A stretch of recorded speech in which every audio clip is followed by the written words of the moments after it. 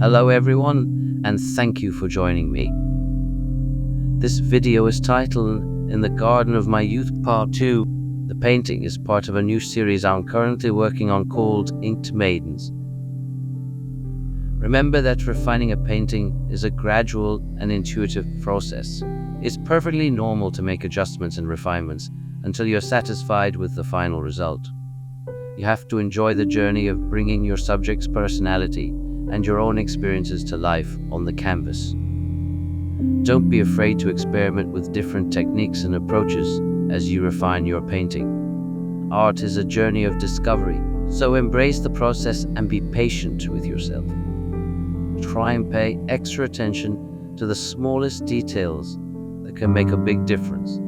This might include highlights, shadows, and fine lines that enhance the realism or emotional impact of your painting. In the future, I would very much love if I could incorporate some of your questions into my videos. This is only my first recording, but I would love if all future videos could be more engaging for you and myself. Much of my videos will need to be me narrating what is on the screen. So, I'm now revisiting the scarf to start its refining stage. This is where I have the chance to pay closer attention to the details in the pattern and get depth and volume in the folds. The refining of the scarf is a creative and exciting stage where I have the opportunity to bring out the beauty and complexity of the pattern. If you're ever tackling complex materials like this in a painting, gather reference images or objects that showcase the folds and textures you want to capture. These references can be invaluable for understanding how light and shadow play on the fabric. Also, if possible, be tactile with your source material. Touch it, feel its weight and texture in your hands. Your senses can be an amazing tool for an artist. Can you imagine painting a rose when you've never smelt its beautiful fragrance? Yes, you can reproduce what you see, but sight is only one sense. As an artist, try to use as many of your senses as possible to express a fuller interpretation of life. To create depth and volume to your underpainting, you need to start building up your painting's layers. As you progress, gradually add more detail, working from the background to the foreground. This allows you to refine and define folds progressively. To get the most believable results in the fabric, you can't rush this. Take your time. Turn up the music and allow yourself to be immersed in the materials.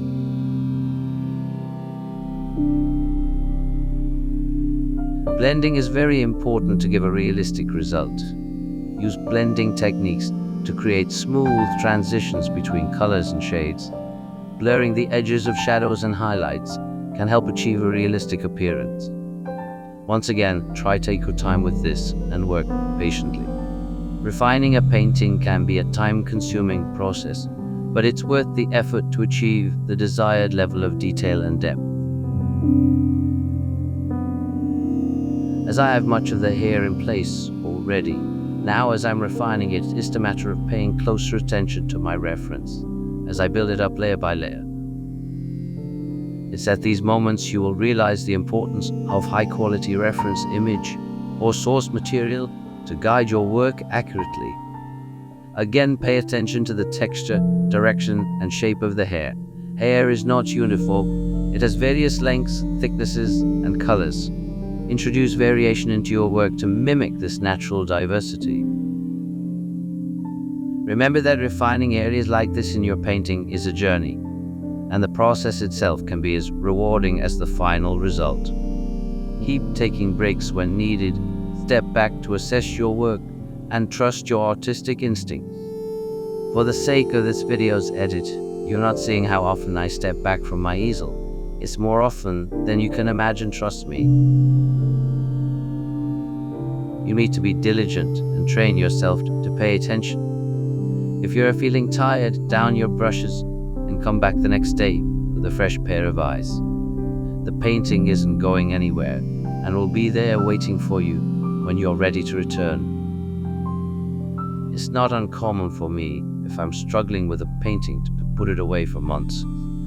Sometimes I just hit a creative wall, and other times I just feel like I've run out of steam on a particular concept. Sometimes it can be as simple as we just need a change. Whatever the reason may be, it can happen very suddenly, and you just need to stop and move on to something else until you feel ready to return with a new mindset.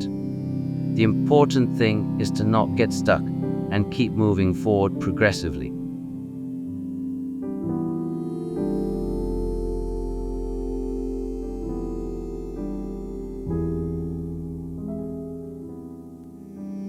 Returning to the background in my painting provides me with an excellent opportunity to add texture and effects if required. This is a chance to further enhance the overall finished tone of the artwork. It's good to stand back and start by evaluating your background as it currently stands. Consider its colors, mood, and how it complements the foreground elements of your painting. If you decide to add texture to your background, you can mix up your blending methods, using different tools and applying different thicknesses of your paint. You can try using stencils to create patterned effects or masking off different areas. I'll be doing an example of masking of areas later in this video. A ragged cloth can give a really nice effect sometimes, and using the edge of a piece of cardboard can be great also. For this painting, I will be using a few different techniques: masking, different palette knives, plus blending and layering.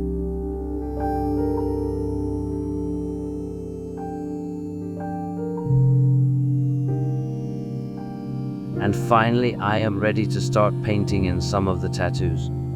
As I said earlier in this video, on and off over the years, I've been adding the element of tattoos to my paintings, and that each time I've revisited this concept in my artwork, I'd have tried to further develop my approach. Finally, I believe I have found a more thoughtful approach, where I can add a tattoo guide more effectively to my paintings and ensure that the details are preserved throughout the painting process. At the beginning of the video, you may have noticed I was inking some of the tattoo's details, even using different tones of markers for color separations. And now you can see why it was necessary for me to ink over my drawing reference. Taking the time to ink over my drawing reference was a crucial step in preserving the hard work I put into the reference, especially with all the layers of paint I've applied on top. Maintaining the balance in my skin tones was essential. It's the most important element after all. So, by inking in the tattoo details, I was able to apply all my focus to the skin tone without having to worry about losing too much reference detail for the tattoos. If I had relied on a pencil drawing alone, all that hard work would have been lost by now after adding all those layers of paint. Having a faint indentation of my reference drawing to work with in these key areas is a very valuable guide, as it helps me maintain consistency and accuracy when adding the tattoos.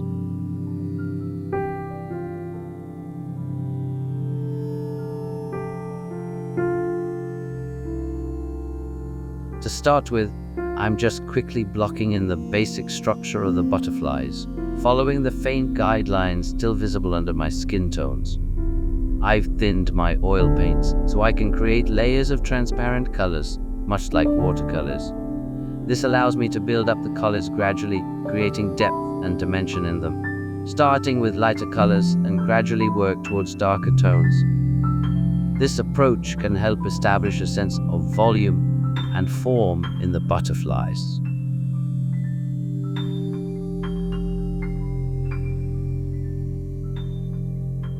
As I move forward, I can start adding more intricate details, paying close attention to the markings, patterns, and colors of the butterflies I'm portraying. Oil paintings often require patience because of their longer drying time. Allow each layer to dry before adding another to avoid mixing colors unintentionally. To speed up my drying times of my layers, I tend to use fast-drying mediums, and in this case I'm using liquid. My aim with these butterflies is to make them believable as tattoos, but to also give them a sense of life. I want to give them the illusion of gently floating just above the body. I'm not aiming for detailed perfection of realism, just a little life of their own.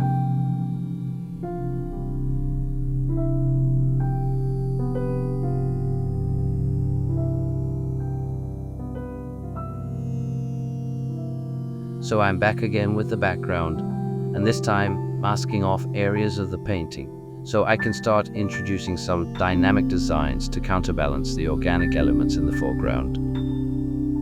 I already had a clear idea of the areas I wanted to mask off before this painting even started. Dynamic shapes in the background is a theme that will be recurring through this series of paintings. So in the planning stage, I had already considered the balance and composition of the painting. You always need to think about how the dynamic designs will interact with the organic elements. Later in the painting, we will be returning to the background, once again to add the final dynamic elements to the design. And now, back to the main area of the tattoo. I'm starting off by painting in all the line work of the tattoo first. I have my guide visible through the layers of paint, but I will be constantly studying my reference image for the finer details that may have been lost. Tattooing is a delicate art form, and although I'm just simulating a tattoo with paint, the importance to be patient remains the same. So I can't rush through this process. Each stage will take many hours. Taking regular breaks is important to maintain my concentration. This level of detail is wearing for the eyes, and even more difficult on your back, so I like to walk away every so often and do some stretching exercises. Painting can be physically demanding, so as well as taking short breaks to rest your body and eyes to reduce fatigue, I would highly recommend balancing this area of your life with regular healthy exercise. I personally like to walk or run every morning before starting work. And once my day is done, I will walk and swim, if possible, to clear my mind. There's so much more you can do that may help. Try and ensure your painting setup is correctly designed to reduce strain on your body. This includes having the right chair and table to help support your posture and foot. Incorporating stretching exercises into your daily routine to keep your muscles flexible can be great. Stretching can help prevent stiffness and discomfort during long painting sessions. Painting is not just physically demanding, but can also be mentally draining at times. Practice mindfulness techniques, meditation, or yoga to manage stress and maintain mental clarity. I like to try stand as much as possible when I paint. Not only do I feel my energy flows better as I have less restrictions than sitting, but also I find it less wearing on my back. After more than 25 years sitting bent over a desk as an animator, my back really suffered. And even now, years later, if I sit at a desk for too many hours, I can feel all that strain coming back. Painting can be very hard at times for those who are not used to long hours of being alone. So try maintain a healthy balance between work and social life. Spending time with friends and family can provide emotional support and prevent feelings of isolation that can sometimes come with creative pursuits. Many famous paintings incorporate tattooed subjects or characters, often using tattoos as a symbol of identity, rebellion, or personal expression. Some artists have captured the intricate details and designs of tattoos in their works, showcasing the artistry and cultural significance behind each piece.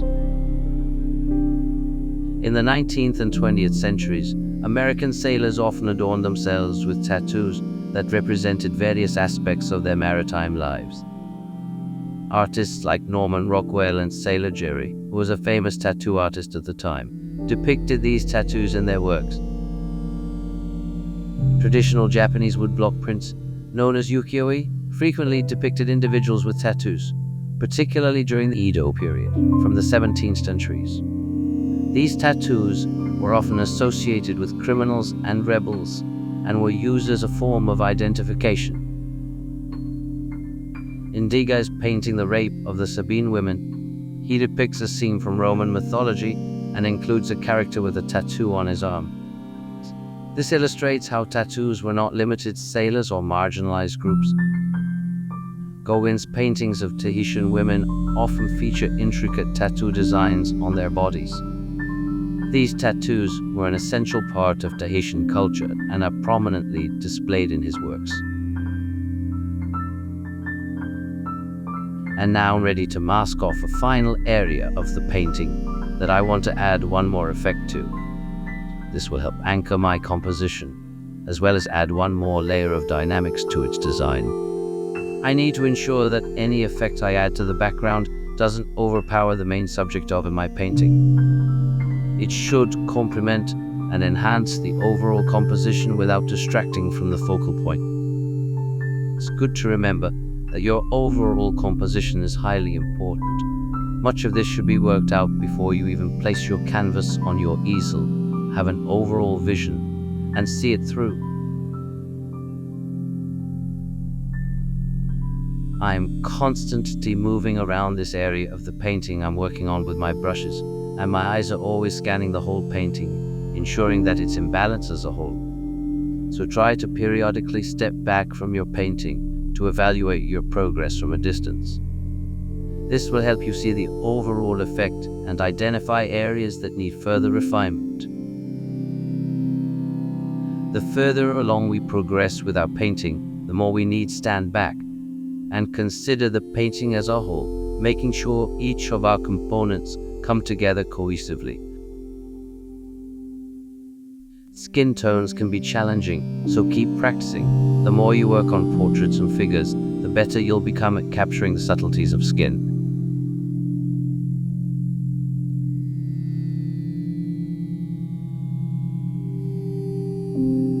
And with the making of my mark, we have come to the end of the recording of this painting. Thank you for taking the time to join me. Please do feel free to let me know your thoughts. Any and all constructive feedback is very much welcome. And please stay tuned for my next coming video. Roses are black. I do hope you can join me then. Links to my website and social media should pop up on the screen any moment. Take good care and happy painting.